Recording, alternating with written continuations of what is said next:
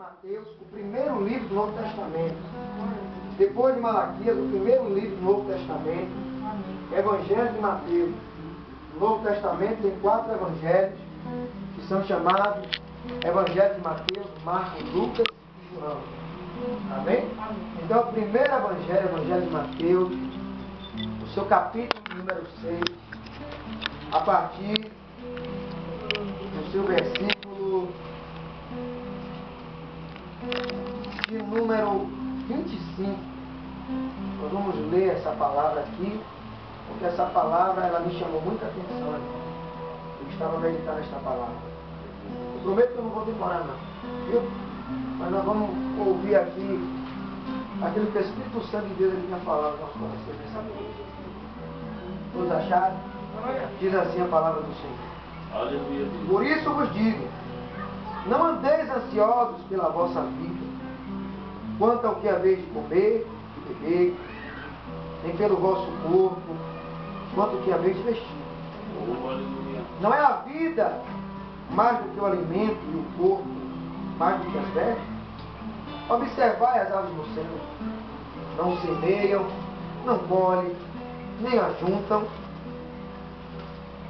e contudo vosso Pai Celestial as sustenta. E porventura não valei mais vós muito mais do que as aves? Ao qual de vós, por ansioso que esteja, pode acrescentar um côvado ao curso da sua vida? Porque andeis ansiosos pelo vestuário, por considerados que crescem no lírio dos campos, eles trabalham, enfiam, e eu contudo vos afirmo que nem Salomão, com toda a sua glória, vestiu-se como qualquer um deles. Ora, se Deus veste assim a erva do campo, que hoje existe e amanhã é lançada no forno, quanto mais a vós outros, homens de pequena fé. Portanto, não vos inquieteis dizendo, comeremos, ou beberemos, ou com que vestiremos? Porque os gentios é que procuram todas estas coisas. Vosso Pai Celeste sabe o que necessitais de todas elas. Verdade. Agora o mais importante está aqui, irmão, nesse versículo 33. Observe, ouça a palavra de Deus. Buscai, pois, em primeiro lugar, o seu reino e a sua justiça, e todas estas coisas vos serão acrescentadas. Aleluia. Portanto, não vos inquieteis com o dia de amanhã, pois o amanhã trará os seus cuidados. Glória a Jesus. Basta o seu dia do próprio mal. Irmão, Mateus escreveu aqui o que Jesus falou. Não é verdade? Quem escreveu foi Mateus. Mas quem falou foi quem? Jesus. Jesus ele estava, como sempre, com os seus discípulos ensinando. E a Bíblia diz que Jesus ele reuniu ali os seus discípulos e começou a dar algumas palavras que eles pudessem entender o que verdadeiramente seria útil para o ministério daqueles homens que estavam aprendendo com Jesus. Nós estamos aqui nesta noite também aprendendo com o Espírito Santo. Porque muitas vezes nós pecamos, a Bíblia fala, nós perecemos por quê? Porque falta entendimento, conhecimento da palavra. E a Bíblia diz que Jesus ele começou a dizer para os seus discípulos, por que andeis ansiosos? Porque muitas vezes você se preocupa com tantas coisas. Você se preocupa com o que comer, com o que beber, com o que vestir. Você se preocupa com o trabalho, se preocupa com a casa. Era como Jesus estivesse dizendo, nos dias de hoje, você se preocupa com os bens materiais, você se preocupa com o sofá novo, tem que ter um sofá novo, tem que ter uma geladeira nova, tem que ser boa. Porque se não for boa, não vai congelar. Tem que ter um fogão bom, que dê para cozinhar. E esse fogão ele não pode ser de marca ruim não, tem que ser um Monstro, um Continental. Eu tenho que comprar uma cama boa, pastor, porque eu tenho que dormir na cama boa. Minha coluna pode dar um problema se eu não dormir numa cama, num colchão bom. Eu tenho que vestir a melhor roupa, tem que ser grife, eu tenho que calçar o melhor sapato, a melhor calça, né? Eu tenho que vestir, né, a melhor camisa. Eu tenho que ter tudo muito melhor, que se preocupa muito com isso.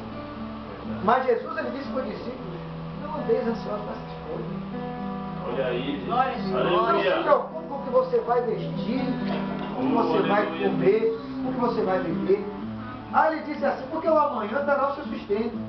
Aí Jesus usou um exemplo muito simples, na qual nós entendemos aqui dentro dessa palavra. Jesus disse, olha, vocês não viram aí as andorinhas no céu? Em outras traduções está dizendo as rolinhas, né? Elas juntam, elas não semeiam, ou seja, elas não têm praticamente trabalho nenhum, mas elas são sustentadas. Aleluia. Aí Jesus diz assim, e vós? Será que vocês não valem mais do que uma andorinha, do que um passarinho, do que uma rolinha? Será que você não vale mais do que todas essas aves do céu? Aí Jesus ele completa dizendo, olha, os lírios dos campos. Aleluia, Jesus usou o Deus. exemplo também das plantas, são lindas. Elas não são de diversas cores, elas não são de diversos cheiros agradáveis, né? Que alegra o coração de qualquer mulher quando recebe, né, do seu marido uma rosa, uma flor, né? Alegra o coração de qualquer mãe que recebe do seu filho uma rosa, uma flor. Aí Jesus ele diz assim, nem Salomão com toda a sua glória. Salomão ele foi um dos homens mais sábios da Bíblia. Um homem que reinou em Jerusalém, Israel, e que foi um homem próspero. Sabe por quê? Porque ele pediu uma coisa só a Deus. Salomão não se preocupou com outra coisa, por isso que Jesus usou o exemplo de Salomão. Ele não se preocupou com nada. Se ele teria ouro, se ele teria prata, se ele teria o que vestir, o que beber, o que comer. Ele só se preocupou com uma coisa. Senhor, como é que eu vou governar esse mundo? Ele disse ao Senhor, só preciso só de sabedoria. Está entendendo, irmão? Nós precisamos ter a sabedoria que Salomão pediu a Deus. Porque com essa sabedoria, nós não vamos nos preocupar com nada, irmão. E Jesus ele disse, não andeis ansiosos, não vos preocupeis com essas coisas. Aleluia. Porque isso aí, ó, o dia de amanhã trará o seu sustento. Oh, maravilha. Nós sabemos, irmãos, o dia de hoje, mas não sabemos o dia de amanhã. Oh, aleluia. Sabe o que é que Deus está dizendo aqui para nós? O Espírito Santo está falando no coração. A gente pode se preocupar com todas essas coisas hoje. Mas se amanhã você não acordar? Se amanhã você não tiver mais o fôlego de vida? Se amanhã nós, no provérbio popular, morrermos? Será que nós vamos levar essas coisas no nosso caixão? Será que nós vamos levar a roupa, o calçado, a maquiagem? Será que nós vamos levar o sofá, a televisão do lado, a geladeira boa? Será que nós vamos levar o dinheiro? Né? Por mais dinheiro que nós tenhamos, será que nós vamos encher o caixão de dinheiro, vai lá fazer papel de flores? Nem que colocar flores, né, irmão? Vai colocar dinheiro e vai preencher o caixão, irmãos. Se alguém aqui, porventura, um dia chegar aí no velório, que o caixão estiver repleto de dinheiro e não de flores, vai ter briga. Porque vai ter muita gente, irmão, dentro do caixão pegando dinheiro. Vai ter mais morte. Vai ter mais morte do que vida. Vai ter muita briga, porque o povo vai lutar, vai querer de alguma forma o dinheiro. Porque morto, irmão, não vai saber mais contar dinheiro, morto não vai mais ligar para dinheiro. A Bíblia diz que aqueles que partem dessa vida não tem mais parte dessa vida. Enquanto a vida, há esperança. É, Jesus, aleluia. Mas quando se acaba a vida, quando se rompe o fio de prata e se quebra o copo de ouro, como disse Salomão, acabou, irmão. Agora, como é que pode Salomão, com a sabedoria extrema de Deus divina, dizer que um copo de ouro que iria se quebrar? Como é que vai quebrar um copo de ouro? Se o ouro, ele só pode ser quebrado ou amassado no fogo. Ele não pode ser quebrado. Ele estava falando da nossa vida. Porque muitas vezes nós nos comparamos com um copo de ouro, que parece que nunca vai se quebrar, mas se quebra. E ele fala de um fio de prata. Sabe o que é o fio de prata? É o fôlego de vida que Deus nos tira. E aí? Como é que nós estaríamos no amanhã? Por isso que Jesus ele falou, onde eu enfatizei o versículo 33, mas buscar primeiro o meu reino e a sua justiça, Aí é tão interessante que ele diz assim, e as demais coisas? Quais são as demais coisas? É a casa, é a roupa, é a comida, é a bebida, é o dinheiro, né? É os bens materiais, é o trabalho. Ele diz, vos serão acrescentados. Ou seja, ele estava dizendo, se nós priorizarmos buscar a presença de Deus para as nossas vidas, no lugar das preocupações, no lugar das coisas dessa vida, o Senhor ele vai nos abençoar. Jesus ele abençoa. Jesus ele prospera. Mas muitas vezes as pessoas acham que para prosperar com Jesus, ele tem que ser interesseiro com Jesus. Não. Jesus não precisa disso. Jesus só quer que eu e você venhamos ser sinceros na vida.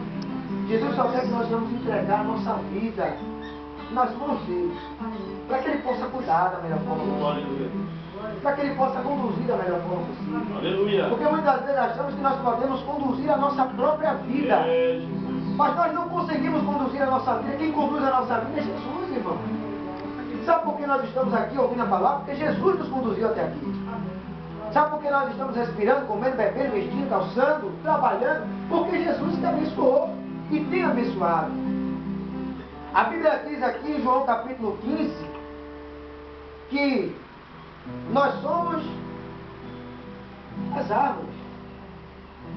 E nós como árvores, Deus ele nos compara como árvores, temos que produzir bons frutos.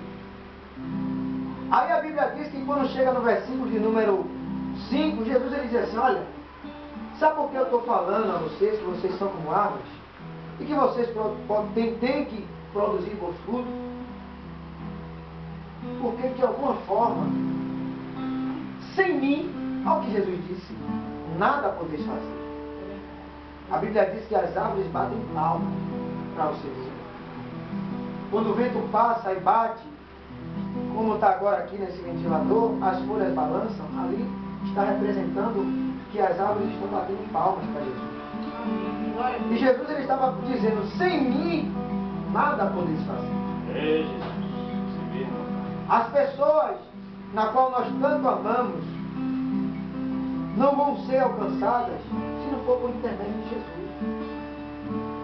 Nós não temos que nos preocuparmos com outra coisa, irmãos, a não ser buscar o reino. Não temos que nos preocupar com aquilo que vai tirar a nossa paz. Porque muitas coisas que acontecem em nossas vidas, isso é para tirar a nossa paz, né, irmão? Sim. Os problemas, as tribulações, as tempestades, como já foi dito pelo pastor aqui, isso é para tirar a nossa paz. Isso é para nos fazer retroceder.